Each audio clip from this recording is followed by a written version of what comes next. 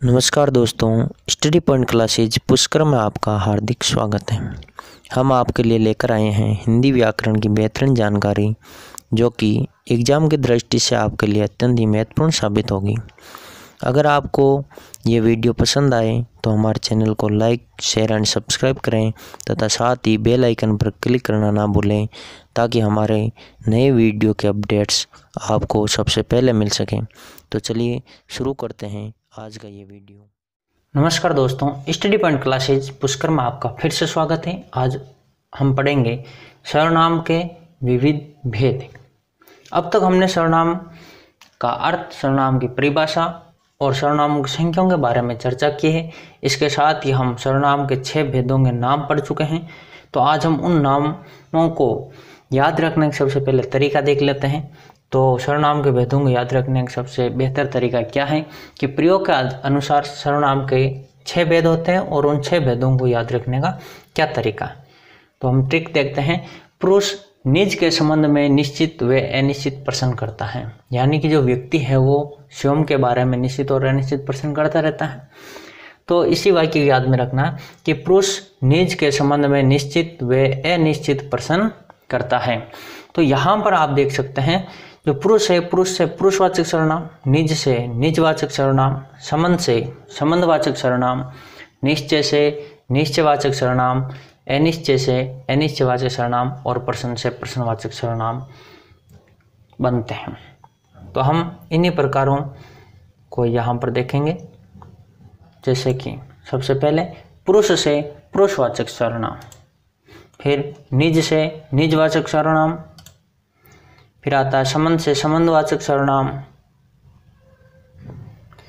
फिर निश्चय से निश्चयवाचक सर्वनाम और अनिश्चय से अनिश्चयवाचक सर्वनाम तथा प्रश्न से प्रश्नवाचक सर्वनाम। इस तरह से हम देखते हैं सर्वनाम के 6 भेद हैं और 6 भेदों को याद रखने का एक तरीका है। एक पंक्ति के द्वारा हम इनको याद रख सकते हैं कि पुरुष निज के संबंध में निश्चित व अनिश्चित प्रश्न करता है। पुरुष निज के संबंध में निश्चित व अनिश्चित प्रश्न करता है। पुरुष से पुरुषवाचक, निज से निजवाचक, संबंध से संबंधवाचक, निश्चय से निश्चयवाचक, अनिश्चय से अनिश्चयवाचक और प्रश्न से प्रश्नवाचक सर्वनाम। तो यह सर्वनामों को याद रखने का एक अच्छा तरीका है। इस तरीके से हम सर्वनामों की संख्याओं को याद रख सकते हैं और इनका क्रम भी याद रख सकते हैं। तो चलिए हम सबसे पहले पढ़ते हैं पुरुषवाचक सर्वनाम। तो आज हम पढ़ते हैं पुरुषवाचक सर्वनाम किसे कहते हैं और ये क्या है। प्राय बातचीत या लेख में 3 व्यक्तियों का उल्लेख होता है। हम बातचीत करते हैं, लेख लिखते हैं, तो इसमें 3 व्यक्तियों का उल्लेख होता है। एक वक्ता या बोलने वाला होता है, एक स्वयं वक्ता बोलने वाला या फिर लेखक लिखने वाला, दूसरा श्रोता सुनने वाला होता है या पाठक पढ़ने वाला होता है, और तीसरा जिसके बारे में बातचीत हो और वर्णीय विषय या वर्णीय वस्तु जिसके बारे में हम वर्णन कर रहे हैं वो तीसरी चीज है। तो ये 3 चीजें हैं, एक कहने वाला या फिर लिखने वाला, दूसरा सुनने वाला या फिर पढ़ने वाला, तीसरा जिसके बारे में बात की जाती है या जिसके बारे में जो कुछ लिखा जाता है या जिसके बारे में लिखा जाता है। इन तीनों प्रकार के व्यक्तियों को व्याकरण की शब्दावली में पुरुष कहा जाता है। ये जो 3 श्रेणियां हैं, इन तीनों श्रेणियों को एक ही शब्द में हम कहेंगे वो पुरुष कहा जाता है। तो इसका अध्ययन करने वाला सर्वनाम पुरुषवाचक सर्वनाम, कि जिन सर्वनाम शब्दों का प्रयोग कहने वाले, लिखने वाले, सुनने वाले, पढ़ने वाले या किसी तीसरे व्यक्ति या अन्य व्यक्ति के लिए प्रयुक्त करते हैं उन्हें पुरुषवाचक सर्वनाम कहते हैं। तो इस तरह से हम सर्वनाम परिभाषा दे सकते हैं कि जिन सर्वनाम शब्दों का प्रयोग कहने वाला होता है जिसको वक्ता कहते हैं, फिर कह सकते हैं इसको लिखने वाला जो लेखक या तो वो कहेगा या फिर किताब में लिखेगा, फिर सुनने वाला जिसको श्रोता कहते हैं और जो पढ़ने वाला जिसको हम पाठक कहते हैं, या फिर किसी तीसरे यानी जिसके बारे में जो कुछ जिसके बारे में कहा जाता है या जिसके बारे में लिखा जाता है वो अन्य व्यक्ति होता है, तो उसके लिए प्रयुक्त करते हैं, उन्हें हम पुरुषवाचक सर्वनाम कहते हैं। यानी इन 3 प्रकार के व्यक्तियों के लिए जिन शब्दों का प्रयोग होता है संज्ञा के स्थान पर उन्हें हम पुरुषवाचक सर्वनाम कहते हैं। जैसे मैं, हम, तुम, वह, वे आदि। यहाँ पर देखिए मैं, हम, तुम, वह, वे, ये जो आदि जो शब्द हैं, सर्वनाम शब्द हैं, इनका प्रयोग किसी पुरुष के स्थान पर होता है, इसलिए इनको पुरुषवाचक सर्वनाम कहा जाता है। पुरुषवाचक सर्वनाम के 3 भेद होते हैं।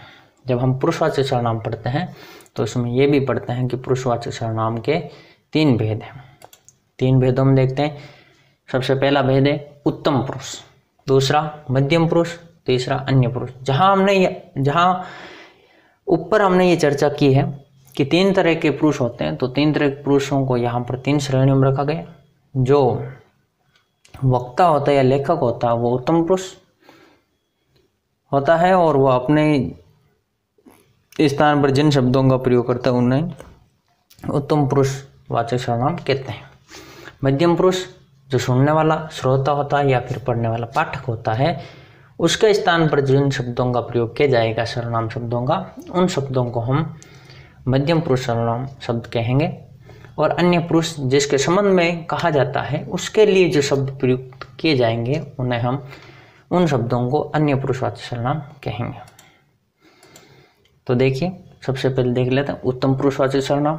जिस सर्वनाम का प्रयोग वक्ता या लेखक अपने लिए तथा किसी अन्य के साथ अपना संबंध बताने के लिए करता है, उसे उत्तम पुरुषवाचक सर्वनाम कहते हैं। अब देखते हैं जो उत्तम पुरुषवाचक होते हैं वो संबंधवाचक भी होते हैं, तो संबंध बताने के लिए भी इनका प्रयोग होता है, तो वो उत्तम पुरुषवाचक सर्वनाम कहलाएंगे। एक बार फिर से देख लीजिए कि जिस सर्वनाम का प्रयोग वक्ता यानी कि जो बोलने वाला, लेखक या फिर लिखने वाला अपने लिए स्वयं के स्थान पर तथा किसी अन्य के साथ अपना संबंध बताने के लिए करता है, अन्य के साथ अपना संबंध बताने के लिए भी करेगा, तो उसे हम उत्तम पुरुषवाचक सर्वनाम कहते हैं। जैसे मैं, हम और इसके रूप हैं, ये 2 उत्तम पुरुषवाचक सर्वनाम जो कि हम पहले पढ़ चुके हैं। उत्तम पुरुषवाचक सर्वनाम मैं और हम है। मैं एक वचन के लिए होता है और हम बहुवचन के लिए, और इसके विभिन्न रूप बनते हैं संबंध दर्शाने के लिए। जैसे मेरा, मैंने, मुझे, मुझसे, मुझको, मेरे लिए, हमारा, हमारे लिए, हमसे, हमने और हमको। ये जो सभी शब्द हैं, ये सभी शब्द यहाँ पर उत्तम पुरुष यानी कि वक्ता या लेखक के लिए आए हैं, या फिर वक्ता या लेखक ने अपना संबंध बताने के लिए इन शब्दों का प्रयोग, अन्य वस्तु के साथ अपना संबंध बताने के लिए इन शब्दों का प्रयोग किया है। जैसा कि मेरा घर, मैंने कहा, मुझे पेन चाहिए, मुझसे ले लेना, है ना। तो ये सभी शब्द अपने से अन्य व्यक्ति या वस्तुओं संबंध बताने के लिए भी होता है और स्वयं के स्थान के लिए भी इनका प्रयोग होता है। उदाहरण देखें, जैसे मैं गीत नहीं गाता, यहाँ पर मैं जो वक्ता है वो स्वयं कह रहा है, या लेखक जो लिखता है वो स्वयं अपने लिए मैं शब्द का प्रयोग कर रहा है। दूसरा, हम पहुँच जाएंगे, तो यहाँ पर हम, इसका मतलब 2 व्यक्ति, 3 व्यक्ति, 4 व्यक्ति, बहुत सारे हो सकते हैं, लेकिन आजकल हम का प्रयोग एक वचन के रूप में भी होने लगा है, यानी वक्ता स्वयं के लिए भी हम का प्रयोग कर सकता है। हमारा कहना ही बहुत है, हम का प्रयोग होता है, वैसे हमारा का भी एक वचन के लिए प्रयोग होता है और बहुवचन के लिए भी होता है। हमारा कहना ही बहुत है, कोई संगठन, बहुत सारे व्यक्ति मिलकर के भी ये बात कह सकते हैं, उसके लिए भी अगर लेखक प्रयोग करें तो उन सबको साथ में लेकर के ये शब्द कहेगा कि हमारा कहना ही बहुत है। तो विशेष रूप में देखेंगे कि पुरुषवाचक सर्वनाम स्त्री या पुरुष के नाम के बदले आते हैं, या तो स्त्री के नाम के बदले या फिर पुरुष के नाम के बदले आते हैं, और अन्य किसी के बदले में नहीं आते हैं। तो देखिए अगला है मध्यम पुरुषवाचक सर्वनाम।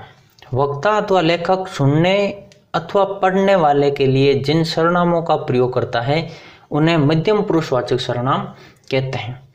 जो वक्ता बोलने वाला अथवा लेखक सुनने अथवा पढ़ने वाले के लिए, कोई सामने व्यक्ति सुन रहा है या फिर लेखक का लिखा हुआ व्यक्ति पढ़ रहा है, उसके लिए, पढ़ने वाले के लिए जिन सर्वनामों का प्रयोग करता है उन्हें मध्यम पुरुषवाचक सर्वनाम कहते हैं, कि उन्हें हम मध्यम पुरुषवाचक सर्वनाम कहेंगे। जैसे यहाँ पर देखेंगे तू, तुम और आप। ये आप शब्द आदरसूचक भी है। तू एक के लिए या अपने से छोटों के लिए किया जाता है, और तुम बहुवचन रूप में इसका प्रयोग होता है। और इसके रूप बनते हैं संबंध दर्शाने के लिए तेरा, तुम्हारा, तुझसे, तुम्हें, तेरे लिए, तुमसे, तुमको, तुझको, तुझे, आपने, आपको आदि इसके रूप बनते हैं। तो ये सभी रूप तू, तुम या आपके हैं। तो यहाँ पर मध्यम पुरुषवाचक सर्वनाम, यहाँ पर जो आप शब्द आया है वो निजवाचक नहीं है, वो तुम्हारे के अर्थ में आया, युग के अर्थ में आया हुआ है, इसलिए यह आदरसूचक है और मध्यम पुरुषवाचक सर्वनाम है। यहाँ विशेष रूप में देखेंगे आप सर्वनाम इस सर्वनाम में केवल आदर के अर्थ में प्रयुक्त होता है। अगर आप शब्द का प्रयोग मध्यम पुरुषवाचक सर्वनाम के लिए होता है तो वो केवल आदर प्रकट करने के लिए होता है, आदर का भाव दर्शाता है, निजता का भाव नहीं दर्शाता है, इसलिए निजवाचक सर्वनाम इसमें नहीं है। यहाँ पर उदाहरण देखेंगे, जैसे आप कहाँ से आ रहे हैं, तो आप कहाँ से आ रहे हैं, आप का प्रयोग यहाँ पर आदरसूचक शब्द के रूप में हुआ है। अगला है अन्य पुरुषवाचक सर्वनाम। जिन सर्वनाम शब्दों का प्रयोग बोलने वाले और सुनने वाले व्यक्ति के अतिरिक्त किसी अन्य व्यक्ति के लिए किया जाए उन्हें अन्य पुरुषवाचक सर्वनाम कहते हैं। यानी जो बोलने वाला या वक्ता है, लेखक है, या फिर सुनने वाला श्रोता है या पाठक है, तो इनके लिए जिन शब्दों का प्रयोग नहीं होता, किसी अन्य के लिए होता है, इन दोनों का अतिरिक्त होता है, तो उन्हें हम अन्य पुरुषवाचक सर्वनाम कहते हैं। जैसे वह, वह, उसे, उन्हें, उसका, उनका, उससे, उनसे, उसके लिए, उनके लिए आदि शब्द अन्य पुरुषवाचक सर्वनाम में आते हैं। आगे देखेंगे पुरुषवाचक सर्वनाम के उदाहरण। जो पुरुषवाचक सर्वनाम है उसके क्या क्या उदाहरण हैं। पुरुषवाचक सर्वनाम उदाहरण देखेंगे, मैं घर जाना चाहता हूँ। दूसरा है हम आपसे मिलना चाहते हैं। तीसरा तू कहता है तो ठीक ही होगा। हे प्रभु तेरी कृपा कब होगी। तुम अपना काम करो। वह पढ़ने में बहुत तेज है।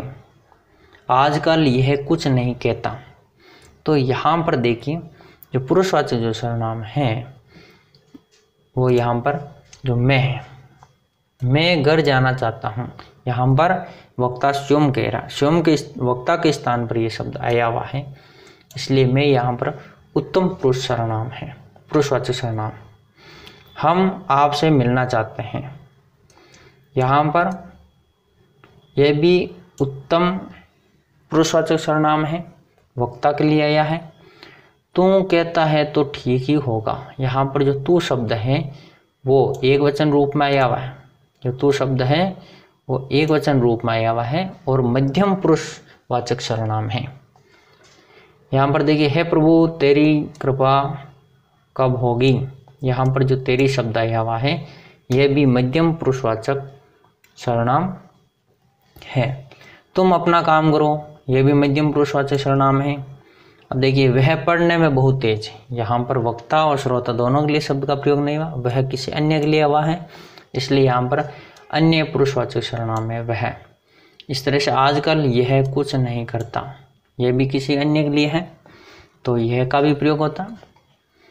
तो यह जो शब्द है वो भी अन्य पुरुषवाचक सर्वनाम के रूप में यहाँ पर आया है। तो यहाँ पर हमने पुरुषवाचक सर्वनामों को उदाहरण देखे हैं। पुरुषवाचक सर्वनाम हमने यहाँ पढ़ लिया है, समझ लिया, इसके उदाहरण देख लिए। अब आगे देखेंगे हम निजवाचक सर्वनाम। निजवाचक सर्वनाम क्या होता है, देखिए निज का अर्थ है अपना, जो सर्वनाम शब्द निज का अर्थ है अपना, जो सर्वनाम शब्द निज के लिए यानी स्वयं के लिए प्रयुक्त होता है उसे निजवाचक सर्वनाम कहते हैं। जैसे आप, अपने आप, स्वयं, खुद, निज, स्वतः आदि, इन शब्दों को हम निजवाचक सर्वनाम शब्द कह सकते हैं। तो एक बार देख लीजिए वापस कि निज का अर्थ क्या है। निज का अर्थ है अपना, यानी जो सर्वनाम शब्द निज के लिए यानी स्वयं अपने लिए प्रयुक्त होता है उसे निजवाचक सर्वनाम कहते हैं। कई लोग इसे उत्तम पुरुषवाचक सर्वनाम श्रेणी में रखते हैं, लेकिन यहाँ पर ये एक अलग अर्थ दे रहा है, इसलिए यह निजवाचक सर्वनाम में ही आएगा, इसलिए इसको निजवाचक सर्वनाम हम पढ़ते हैं। और निजवाचक सर्वनाम रूप ही है आप। यहाँ पर आप आदर्शसूचक शब्द नहीं है, आदर्शसूचक के लिए नहीं आया, स्वयं के लिए आया। तो ये सभी स्वयं के अर्थ में, सेल्फ के अर्थ में होगा, यू के अर्थ में नहीं होगा। अपने आप, स्वयं, खुद, निज, स्वतः आदि शब्द निजवाचक सर्वनाम शब्द है। उदाहरण देखते हैं। अपने से बड़ों का आदर करना चाहिए, स्वयं के लिए आया अपना। दूसरा, वह स्वयं आया था, स्वयं के लिए आया हुआ है। हमें अपना काम खुद करना चाहिए, स्वयं के अर्थ में आया खुद। इस तरह से मैं अपना काम स्वयं करता हूँ, मैं आप चला जाऊँगा। यहाँ पर जो आप शब्द और इसके जो रूप हैं वो निजता के अर्थ में आए हैं। अपने से बड़ों का आदर, अपने से, स्वयं के अर्थ में यहाँ पर अपना आया है। वह स्वयं आया था, जो आया था उसके स्वयं के अर्थ में आ रहा है वह स्वयं, तो निज का, उसकी निजता का बोध करवा रहा है। हमें अपना काम खुद करना चाहिए, खुद यानी स्वयं, तो ये भी स्वयं के अर्थ में आया हुआ है। मैं अपना काम स्वयं करता हूँ और मैं आप चला जाऊँगा। यहाँ सभी जो शब्द हैं वो निजवाचक सर्वनाम शब्द हैं, किसी व्यक्ति के निज के लिए आया है, स्वयं के लिए आया है, इसलिए यहाँ पर निजवाचक सर्वनाम है। अगला है, यह समस्या मैं आप ही हल कर लूँगा। यहाँ पर जो आप है ये भी स्वयं के अर्थ में आया हुआ है। मैं यह कार्य खुद कर लूँगा, खुद भी स्वयं के अर्थ में। कुछ उदाहरण से पुरुषवाचक सर्वनाम का भी उपभेद मानते हैं, जो कि यहाँ पर सही नहीं है। स्पष्टीकरण देख लेते हैं इसका। उपयुक्त उदाहरणों में आप शब्द के प्रयोग से भ्रम उत्पन्न होता है कि मध्यम पुरुषवाचक सर्वनाम या निजवाचक सर्वनाम है, कि यह मध्यम पुरुषवाचक सर्वनाम है या निजवाचक सर्वनाम है। तो जहां आप शब्द का प्रयोग श्रोता या पाठक यू के लिए हो, वहां यह आदर्शसूचक मध्यम पुरुष वाचक होता है, यह आदर्शसूचक मध्यम पुरुष वाचक होता है। और जहां आप शब्द का प्रयोग स्वयं, खुद, अपने लिए या निज के अर्थ यानी कि सेल्फ के अर्थ में होता है, वहां निजवाचक सर्वनाम होता है। जैसे हम देखेंगे, आप यहाँ बैठिए, मध्यम पुरुषवाचक है। आप यहाँ बैठिए, आप शब्द का प्रयोग दूसरे के लिए हुआ, सुनने वाले के लिए, तो इसलिए मध्यम पुरुषवाचक। मैं आप चला जाऊँगा, यहाँ पर स्वयं के लिए हुआ, इसलिए निजवाचक सर्वनाम है। ये समझ में आ गया होगा कि जब सामने वाले व्यक्ति के लिए हम आप शब्द का प्रयोग करते हैं आदर्शसूचक शब्द के रूप में, उनको आदर देने के लिए करते हैं, तब वहाँ पर मध्यम पुरुषवाचक सर्वनाम होता है। लेकिन जब आप शब्द का प्रयोग किसी के स्वयं के अर्थ को प्रकट करता है तो वहाँ पर वो निजवाचक सर्वनाम होता है। इसलिए मैं आप चला जाऊँगा, यहाँ पर निजवाचक सर्वनाम है। आप कहेंगे तो बात बताऊँगा, तो यहाँ पर भी आप मध्यम पुरुषवाचक, क्योंकि सामने वाले व्यक्ति के लिए प्रयुक्त हो रहा है, सुनने वाले के लिए प्रयुक्त हो रहा है। बच्चा अपने आप चलने लगा, यहाँ पर बच्चे के स्वयं के लिए जो शब्द है वो अपने आप है, इसलिए यहाँ पर निजवाचक सर्वनाम है। तो बच्चा अपने आप चलने लगा, तो यहाँ पर निजवाचक सर्वनाम, क्यों अपने आप शब्द स्वयं के अर्थ में आया हुआ है। आगे देखेंगे संबंधवाचक सर्वनाम। अब हम पढ़ रहे हैं संबंधवाचक। दो सर्वनाम हमने पढ़ लिए, पुरुषवाचक सर्वनाम, दूसरा निजवाचक सर्वनाम, और हम तीसरा सर्वनाम पढ़ रहे हैं संबंधवाचक सर्वनाम। तो देखिए, जिन सर्वनामों का प्रयोग किसी अन्य उपवाक्य में प्रयुक्त संज्ञेय सर्वनाम से संबंध बताने के लिए किया जाता है, अन्य कोई उपवाक्य होगा, उस उपवाक्य में संबंध बताने के लिए किया जाएगा, उन्हें संबंधवाचक सर्वनाम कहते हैं। इनका प्रयोग वाक्य में एक दूसरे के साथ संबंध बताने के लिए किया जाता है। जैसे मेरी पुस्तक, यहाँ पर एक ही वाक्य में संबंध बताया जा रहा है। मेरी शब्द है वो पुरुष, उत्तम पुरुषवाचक सर्वनाम है, संबंध उसमें भी है। लेकिन यहाँ आप ध्यान रखिए, जब संबंध बताया जाता है तो यहाँ पर जिस सर्वनाम का प्रयोग किसी अन्य उपवाक्य में प्रयुक्त संज्ञेय सर्वनाम से संबंध बताने के लिए किया जाता है, तो अन्य उपवाक्य में प्रयुक्त संज्ञेय सर्वनाम से संबंध बताने के लिए किया जाएगा, वो संबंधवाचक सर्वनाम होगा। उन्हें संबंधवाचक सर्वनाम कहते हैं। इनका प्रयोग वाक्य में एक दूसरे के साथ संबंध बताने के लिए किया जाता है। यह वाक्य में सदैव एक दूसरे के बाद आते हैं, जैसे ये दो साथ में आएंगे, जोड़े से आएंगे, जैसे जो सो, जिसकी उसकी, जो वह, जिसने उसने आदि शब्दों का प्रयोग होता है, जो कि हमने पहले से पढ़ा था कि संबंधवाचक सर्वनाम कौन कौन से हैं। तो यहाँ देखिए जो संबंधवाचक सर्वनाम है वो है जो और जिसने। उदाहरण देखेंगे इसमें कि जो करेगा वो भरेगा, जो शब्द आया वहाँ, जो से संबंध बताया जा रहा है वो का। जो जाएगा सो पाएगा, जो से संबंध बताया जा रहा सो का। सो का अर्थ है कि जो चढ़े थे वो उतरो, जो चढ़े थे वही उतरो। तो जो और वो, जो और सो, जो और वो, इनका एक दूसरे से संबंध है, इसलिए इनको संबंधवाचक सर्वनाम कहते हैं। जिसकी लाठी उसकी भैंस, जिसकी का संबंध उसकी से बताया जा रहा है। तो यहां पर हम रख सकते हैं रमेश की लाठी, रमेश की भैंस। तो यहां पर जब हम इन सर्वनामों की जगह को संज्ञा रख सकते हैं तभी तो वो सर्वनाम कहलाएंगे। जब हम सर्वनामों की जगह संज्ञा शब्द नहीं रख सकते तो वो सर्वनाम नहीं होगा, क्योंकि परिभाषा में हमने यही पढ़ा था कि जिन शब्द, जो शब्द संज्ञा के स्थान पर प्रयुक्त होते हैं। तो अगर आपको समझ में नहीं आ रहा हो और लग रहा हो कि ये सर्वनाम है, क्रिया विशेषण है या प्रविशेषण है, तो सार्वनामिक विशेषण है या फिर सर्वनाम है, तो वहाँ पर एक ही तरीका है, आप उसकी जगह संज्ञा को रख करके देखिए। अगर रख सकते हैं तो वो सर्वनाम में, नहीं रख सकते हैं तो वो विशेषण हो सकता है। जो प्रथम आएगा वही इनाम पाएगा, जैसे रमेश प्रथम आएगा तो रमेश ही इनाम पाएगा। इस तरह से जो गुड़ देगा वही गुलगुले खाएगा, जैसे मोहन अगर गुड़ देगा तो मोहन ही गुलगुले खाएगा। तो जो और वही शब्द हैं वो संज्ञा के स्थान पर भी आ रहे हैं और एक दूसरे का संबंध भी बता रहे हैं। जिसने कर्म किया उसने फल पाया, जैसे अर्जुन ने कर्म किया तो अर्जुन ने फल पाया। तो यहाँ पर संज्ञा भी रख सकते, तो वो सर्वनाम है। जिसने कर्म किया उसने फल पाया, तो जिसने का उसने, जिसने उसने से एक दूसरे का संबंध बता रहे हैं। और उपवाक्य से देख रहे हैं, जिसने कर्म किया एक उपवाक्य, उसने फल पाया ये दूसरा उपवाक्य हो गया। जिसे भी देखता हूँ वही व्यस्त है, तो एक उपवाक्य से अन्य उपवाक्य में प्रयुक्त शब्द से संबंध बताया जाता है, यही पढ़ा था। जिसे वही से संबंध बता रहा है, जिसे भी देखता हूँ वही व्यस्त है, यहाँ पर उपवाक्यों में संबंध बताया जा रहा है।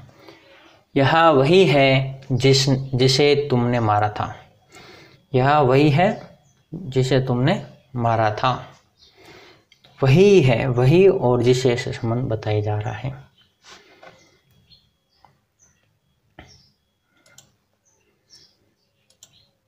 आगे देखेंगे निश्चयवाचक या निर्देशवाचक सर्वनाम। अब इसको थोड़ा ध्यान से पढ़िएगा, क्योंकि संकेतवाचक विशेषण या सार्वनामिक विशेषण या निर्देशवाचक विशेषण में और निश्चयवाचक सर्वनाम में क्या अंतर है, इसको बारीकी से पढ़ना जरूरी है। तो कहाँ पर निर्देशवाचक सर्वनाम होगा और कहाँ पर सार्वनामिक विशेषण होगा, तो ये तरीका मैंने आपको पहले से ही बताया। अगर संज्ञा रख सकते हैं तो निश्चयवाचक सर्वनाम, अगर संज्ञा नहीं रख सकते हैं और वो संज्ञा विशेषता बता रहा है तो वो सार्वनामिक विशेषण होगा। यहाँ पर हम देख रहे हैं, सबसे पहले इसके बारे में जानते हैं कि जिन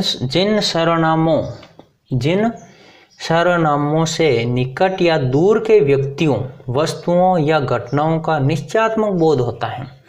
कि जिन सर्वनामों से निकट या दूर, या तो निकट के लिए या फिर दूर क्या क्या है, व्यक्ति है, वस्तु या फिर कोई घटना का निश्चयात्मक बोध होता है, उन्हें निश्चयवाचक सर्वनाम कहते हैं। पास या दूर की व्यक्तियों, वस्तुओं या घटनाओं के बारे में अगर निश्चयात्मक बोध होता है, निश्चय हो जाता है, तो उन्हें हम निश्चयवाचक सर्वनाम कहते हैं। जैसे यह, ये, वह, वह, यहीं, वहीं, इसी, उसी, उन्हीं, ये जो सभी शब्द हैं यह और वह के रूप हैं। यह पास की वस्तु के लिए और वह दूर की वस्तुओं के लिए निश्चित संदेश देता है, इसलिए निश्चयवाचक सर्वनाम है। जैसे समीपवर्ती के लिए यह, इन पुस्तकों में मेरी यह है। जैसे कि इन पुस्तकों में मेरी यह है, तो यह जो शब्द है वो पुस्तक के लिए आया है, इसलिए इन पुस्तकों में मेरी गीता है। गीता पुस्तक का नाम है और हमने वो गीता रख दिया। इन पुस्तकों में मेरी रामायण है, तो जो रामायण की पुस्तक है, बहुत सारी पुस्तक उसमें रामायण पुस्तक है, तो यहाँ पर यह की जगह हम रामायण रख सकते हैं। तो इन पुस्तकों में मेरी यह है, यानी कि उस पुस्तक हाथ लगा करके भी कह सकते हैं यह है, या फिर हम संज्ञा शब्द का प्रयोग करना चाहिए उस पुस्तक के लिए, तो व्यक्तिवाचक संज्ञा रामायण है, महाभारत है, गीता है, उन व्यक्तिवाचक संज्ञाओं का भी प्रयोग कर सकते हैं। दूरवर्ती के लिए वह रहा मेरा मकान। मकान का नाम शांतिकुंज रखा हुआ है, तो यहाँ पर हम कह सकते हैं कि जो शांतिकुंज मकान है वह मेरा है। तो शांतिकुंज शब्द के लिए वह शब्द आएगा, या फिर वह कह सकते हैं हम, अगर सामने है मकान तो नाम लेने की जरूरत नहीं, क्यों नाम लेते हैं तो सर्वनाम की जरूरत ही नहीं, संज्ञा से स्पष्ट हो जाता है। और जब पास में चीज़ रहती है तो हम उसका नाम नहीं लेकर के सीधा यह वह का प्रयोग करते हैं। तो थोड़ा दूर है और सामने है तो हम कह सकते हैं वह रहा मेरा मकान, तो वह की जगह शांतिकुंज है मेरा मकान। तो जो शांतिकुंज शब्द या मकान का नाम है वो यहाँ पर वह की जगह रख सकते हैं। अन्य उदाहरण देखेंगे, यह आया, जैसे रमेश आया, वह गया। अगर रमेश दूर खड़ा है तो हम उसके लिए यह का प्रयोग नहीं करके वह कर सकते हैं कि वह गया, या रमेश गया, या फिर वो रमेश सामने और दूर है तो हम उसके लिए कह सकते हैं वह गया। तो ये निश्चयवाचक या निर्देशवाचक सर्वनाम है। इसको एक बार फिर से देख लीजिए। अगर संज्ञा रख सकते हैं यह और वह की जगह तो वो आपके निश्चयवाचक या निर्देशवाचक सर्वनाम है। अगर नहीं रख सकते तो वो आपके सार्वनामिक विशेषण है। यह और वह का रूप यह निकटवर्ती के लिए यहाँ पर लिखा, समीपवर्ती के लिए यह का, और दूरवर्ती के लिए वह का प्रयोग किया जाता। और यह और वह के रूप है एक वचन और बहुवचन, और संबंधवाचक जो रूप है वो है यह का बहुवचन रूप ये, वह का बहुवचन रूप वह, और इसका संबंधवाचक जो रूप है यही, वहीं, इसी, उसी, उन्हीं आदि। तो ये जो संबंधवाचक रूप है इनका ज़्यादातर प्रयोग विशेषण में होता है, सार्वनामिक विशेषण में। तो आगे देखते हैं निश्चयवाचक सर्वनाम में।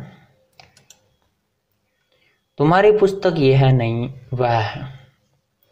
तुम्हारी पुस्तक यह नहीं वह है, यहाँ पर हम कह रहे हैं निश्चय संकेत होना चाहिए, तो निश्चय संकेत हो रहा है कि यह नहीं वह है। तो ये पुस्तक के लिए यह और वह आया हुआ है। केवल यही मुझे पसंद है, जो भी कोई वस्तु है उसके लिए यह यही शब्द आया हुआ है। विश्वास नहीं हो तो यह तुम ही पढ़ लो।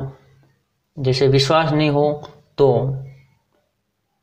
जिसके बारे में विश्वास नहीं हो रहा है या जिस कथन के बारे में विश्वास नहीं, उस कथन को तुम स्वयं पढ़ लो। तो यहाँ पर यह है वो कथन के लिए आया हुआ है। केवल वही तुम्हारी सहायता कर सकता है, केवल मोहन ही तुम्हारी सहायता कर सकता है। तो मोहन के लिए वह वही शब्द आया हुआ, इसलिए यहाँ पर आपके वही, जैसे कि वो सामने है और हम उसको देख रहे हैं और उसकी तरफ इशारा कर रहे हैं, तब ये होगा आपके निश्चयवाचक सर्वनाम। और वह का प्रयोग करेंगे तो वो सर्वनाम रहेगा, मोहन का प्रयोग करेंगे तो वो सर्वनाम रहेगा नहीं, संज्ञा रह जाएगी। समझाने के लिए आपको यहाँ पर संज्ञा रख करके बता रहे हैं, लेकिन होना तो यही सब चाहिए। वह तो वह होना चाहिए, यही है तो यही होना चाहिए, वही है तो वही होना चाहिए, तभी तो वो अलग विशेषताओं के रूप में आएगा और उसको हम एक अलग सर्वनाम रूप में रख पाएंगे। नहीं तो ये पुरुषवाचक भी हो सकता है, वह शब्द पुरुषवाचक सर्वनाम भी तो है ना, लेकिन वही निश्चित हो रहा किसी वस्तु के बारे में, इसलिए यहाँ पर निश्चयवाचक सर्वनाम है। इसी ने मेरी जान बचाई, इसे भी निश्चित हो रहा है। तो यहाँ पर तथ्य देख सकते हैं कि रूप रचना की दृष्टि से अन्य पुरुष और निश्चयवाचक में कोई भेद नहीं है। अगर रूप रचना यानी कि संरचना की दृष्टि से हम देखें तो अन्य पुरुष और निश्चयवाचक सर्वनाम में कोई भेद नहीं है, दोनों में एक समान यह और वह का प्रयोग होता है।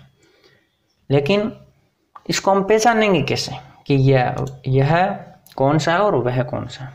तो निश्चयवाचक सर्वनाम में पास या दूर की वस्तुओं के लिए संकेत किया जाता है, अतः इसे निर्देशात्मक, संकेतात्मक अथवा संकेतवाचक सर्वनाम भी कहते हैं।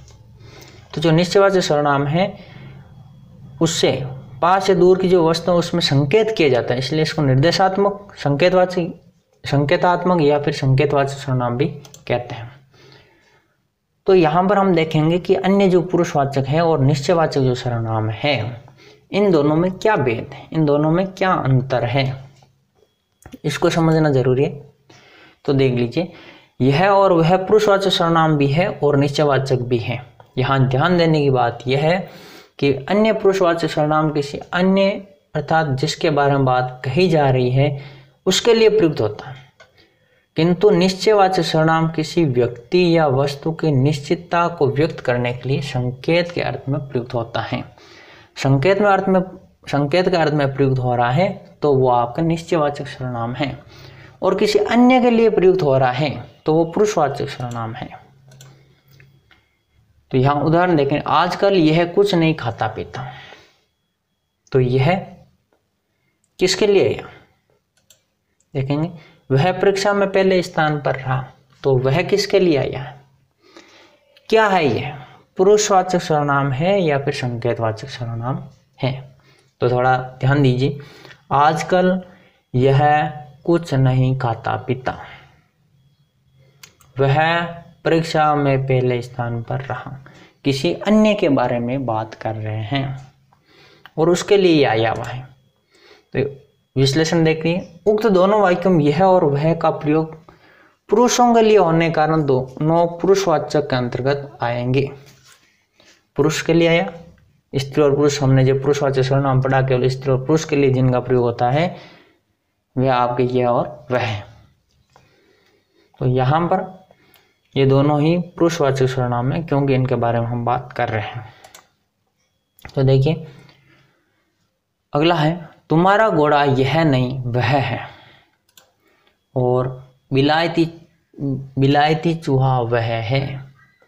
तो यहाँ पर हम संकेत कर रहे हैं कि तुम्हारा घोड़ा यह नहीं वह है, तो यह घोड़ा के लिए आया हुआ है और वह भी घोड़ा के लिए आया हुआ है। यह नहीं, यह इस घोड़े के लिए नहीं, तुम्हारा जो घोड़ा है उसके लिए यह नहीं है, वह शब्द है जो तुम्हारे घोड़े के लिए आया हुआ है।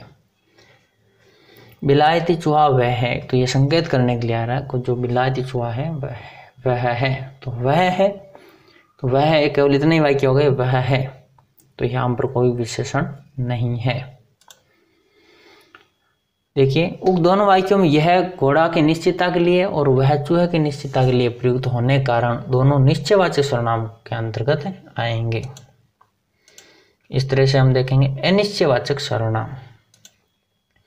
तो अनिश्चयवाचक सर्वनाम का आरंभ देखिए कि जिन सर्वनामों में किसी निश्चित व्यक्ति, वस्तु, स्थान या पदार्थ का बोध न हो, यानी जो अनिश्चयवाचक सर्वनाम है उसमें हम ये पढ़ते हैं कि जिन सर्वनामों से किसी निश्चित व्यक्ति, वस्तु, स्थान या पदार्थ का बोध न हो, अनिश्चयवाचक सर्वनाम कहलाते हैं। यानी कि यह संकेत के रूप में आता है लेकिन निश्चित बोध नहीं होता है। इनका प्रयोग अज्ञात या अनिश्चित संज्ञा शब्दों के लिए होता है, जो अज्ञात है, अनिश्चित है, जो हमारे सामने नहीं है, उन संज्ञा शब्दों के लिए अनिश्चयवाचक सर्वनाम का प्रयोग होता है। जैसे कोई, कुछ, किसी, किन्हीं, कहीं, कभी आदि। तो ये सभी अनिश्चयवाचक सर्वनाम हैं। जैसे प्राणियों के लिए कोई, किसी सर्वनाम का प्रयोग करते हैं, जो प्राणीवाचक हैं, जो सजीव हैं, उसके लिए कोई का, किसी का प्रयोग होगा, तथा पदार्थों के लिए कुछ का प्रयोग करते हैं। ये जो तीन सर्वनाम हैं, कोई, कुछ और किसी। तो कोई, किसी का प्रयोग तो प्राणियों के लिए होगा, सजीवों के लिए होगा, और कुछ का प्रयोग आपके ये निर्जीव के लिए होगा। तो यहाँ पर तीन शब्द को ही आप ध्यान में रखेंगे, कोई, किसी और कुछ। जैसे दरवाजे पर कोई खड़ा है, जैसे दरवाजे पर मोहन खड़ा है, कोई की जगह हम मोहन रख सकते हैं, तो यहाँ अनिश्चयवाचक सर्वनाम है। किसी ने उसकी सहायता नहीं की, किसी ने उसकी सहायता नहीं की। किसी ने, या फिर यहाँ पर हम रख सकते हैं रमेश ने उसकी सहायता नहीं की, तो रख सकते हैं, इसलिए किसी ने जो है वो अनिश्चयवाची सर्वनाम है। स्कूल में कुछ खा लेना, जैसे कुछ की जगह हम कोई रख सकते हैं, रोटी रख सकते हैं, आम रख सकते हैं, तो स्कूल में आम खा लेना, तो यहाँ पर संज्ञा शब्द रख सकते हैं कुछ की जगह, इसलिए अनिश्चयवाची सर्वनाम है। लेकिन इसे निश्चितता बोध नहीं हो रहा, कुछ वस्तु के बारे में है या पदार्थ के बारे में है, किसी ने उसकी सहायता प्राणी के बारे में है, दरवाजे पर कोई खड़ा है प्राणी के बारे में है। तो यहाँ हम देख रहे हैं अनिश्चयवाचक सर्वनाम। आशा है कि आपको अनिश्चयवाचक सर्वनाम समझ में आ गया होगा, जिसमें निश्चितता का बोध नहीं होता है। 3 शब्द मुख्य है, कोई, कुछ और किसी, ये तीनों का आप ध्यान रखिए। बाकी अन्य जो शब्द हैं इनका भी प्रयोग होता है सर्वनाम रूप में, लेकिन जब वो संज्ञा के स्थान पर प्रयुक्त होता है तब भी होता है। अगला है प्रश्नवाचक सर्वनाम। प्रश्नवाचक सर्वनाम देखिए, जिस सर्वनाम से किसी निश्चित व्यक्ति, प्राणी, वस्तु आदि के विषय में प्रश्न का बोध होता है उसे प्रश्नवाचक सर्वनाम कहते हैं।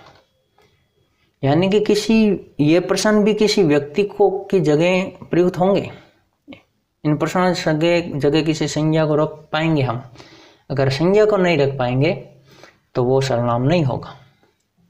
संज्ञा को रखना जरूरी है, जैसे कौन, क्या, किसे, किसने, कब, किसके लिए, किसको आदि। तथ्य है, किसी व्यक्ति, प्राणी के विषय में प्रश्न के लिए कौन का प्रयोग होता है। व्यक्ति के लिए अगर प्रश्न करना हो तो हम कौन का प्रयोग करते हैं। क्या का प्रयोग किसी वस्तु के लिए करते हैं, तो 2 शब्द हो गए, कौन और क्या। प्रश्नवाचक सर्वनाम से युक्त वाक्य के अंत में पूर्ण विराम के स्थान पर प्रश्नसूचक चिन्ह का प्रयोग करते हैं। ये इस प्रश्नवाचक सर्वनाम की कुछ विशेषताएं हैं कि आपको पूर्ण विराम नहीं मिलेगा, प्रश्नवाचक चिन्ह मिलेगा। तो फिर यहाँ पर जो प्रश्न किया जाएगा किसी संज्ञा के स्थान पर ही वो प्रश्न आएगा या प्रश्नवाचक सर्वनाम शब्द आएगा। जैसे देखो कौन आया है, देखो रमेश आया है, रमेश रख सकते हैं। तो यहाँ पर कौन शब्द है, कौन से प्रश्न किया जा रहा है और किसी पुरुष के लिए किया जा रहा है, तो कौन, या किसी संज्ञा के स्थान पर ही आया है, इसलिए प्रश्नवाचक सर्वनाम है। दरवाजे पर कौन है, तो यहाँ पर भी कौन वही यही शब्द है। यह पेंसिल किसकी है, तो यहाँ पर प्रश्न किया जा रहा, पेंसिल एक संज्ञा है और संज्ञा के स्थान पर किसकी शब्द आया हुआ है, तो यह भी एक सर्वनाम है। यह पेंसिल किसकी है, तो यहाँ पर प्रश्नवाचक सर्वनाम है जिससे हमें प्रश्न करने का बोध होता है। आगे हम देखेंगे, पुस्तक किससे मंगाऊं, किससे, जैसे पुस्तक रमेश से मंगो, तो रमेश रख सकते हैं, लेकिन यहाँ पर प्रश्न किया गया है इसलिए यहाँ पर प्रश्नवाचक सर्वनाम है। यह कॉलेज किसकी है, यहाँ पर भी किसी प्राणी का नाम रख सकते हैं, हम संज्ञा रख सकते हैं। यहाँ से गिलास किसने हटाया, तो यहाँ से गिलास किसने हटाया, किसी प्राणी ने हटाया, तो हम संज्ञा रख सकते हैं यहाँ पर भी। दूध में क्या पड़ा है, क्या से प्रश्न किया जा रहा है, जैसे दूध में मक्खी पड़ी है ना, तो यहाँ पर क्या की जगह हम संज्ञा को भी रख सकते हैं। खाने में आप क्या लेंगे, तुम्हारी मुट्ठी में क्या है, व्रत के दिन आप क्या खाते हैं। तो यहाँ पर देखिए क्या क्या क्या क्या, किसने, किसकी, किससे, ये आया। तो यहाँ ये ध्यान रखना है कि जब प्रश्न किया जाता है तो उस प्रश्न से किसी की विशेषता नहीं बताई जानी चाहिए, उसके जगह पर वो प्रयुक्त होना चाहिए, तभी वहाँ पर ये सर्वनाम होगा, नहीं तो विशेषण हो जाएगा। क्योंकि सर्वनामी विशेषण में पुरुषवाचक और निजवाचक सर्वनाम को छोड़ करके सभी सर्वनाम आते हैं, और जब वो विशेषता बताने का काम करते हैं तो उनको सर्वनामिक विशेषण कहते हैं। सर्वनामों पर ध्यान से पढ़ना जरूरी है, क्योंकि वो कभी विशेषण भी होते हैं और कभी सर्वनाम भी होते हैं। तो आगे देखिए कुछ जानने योग्य बातें हैं। सर्वनाम लिंग के आधार पर परिवर्तित नहीं होते तथा सर्वनाम शब्दों का संबंध रूप नहीं होता। जो सर्वनाम है उनका लिंग परिवर्तित नहीं होता है। और सर्वनाम शब्दों का संबोधन रूप भी नहीं होता, इसलिए संबोधन कारक इसके अंदर नहीं होता है। सर्वनाम का रूपांतरण पुरुष वचन और कारक की दृष्टि से होता है, इसमें लिंग भेद के कारण रूपांतरण नहीं होता है। अगर लिंग भेद हो तो उसमें रूपांतरण नहीं होगा। जैसे राधा के लिए वह शब्द है, वह है, वह, तो यहाँ पर वह राधा के लिए भी आएगा और वह रमेश के लिए भी आएगा। इस तरह सर्वनाम में केवल 7 कारक होते हैं, संबोधन कारक नहीं होता। यहाँ पर हमने पढ़ा संबोधन रूप नहीं होता, इसलिए संबोधन कारक भी नहीं होता है। पुरुषवाचक व निश्चयवाचक सर्वनाम को छोड़कर शेष सर्वनाम विभक्ति रहित, पुरुषवाचक और निश्चयवाचक जो सर्वनाम होते हैं वो उनको अगर छोड़ दिया जाए तो सभी जो सर्वनाम है वो विभक्ति रहित बहुवचन में एक वचन के समान रहते हैं। बहुवचन और एक वचन रूप एक समान होता है। संबंध कारक के अतिरिक्त अन्य किसी कारक के कारण सर्वनाम शब्द का लिंग परिवर्तन नहीं होता। केवल जो संबंध कारक है उसके कारण ही सर्वनाम का लिंग परिवर्तित होता है। तो आज हमने केवल सर्वनाम के जो 6 प्रकार हैं उन 6 प्रकारों का अध्ययन किया और उन 6 प्रकारों से जुड़ी हुई कुछ महत्वपूर्ण बातें सीखी। हम सर्वनाम शब्दों के बारे में विशेष प्रयोग और कुछ सर्वनाम शब्दों से जुड़ी हुई अन्य जानकारी हम अगले वीडियो में पढ़ेंगे। आज के लिए इतना ही। बहुत बहुत धन्यवाद। श्री बालाजी कोचिंग सेंटर पुष्कर में आपका स्वागत है। हमारे चैनल को लाइक कीजिए, सब्सक्राइब कीजिए और अधिक जानकारी के लिए बेल आइकन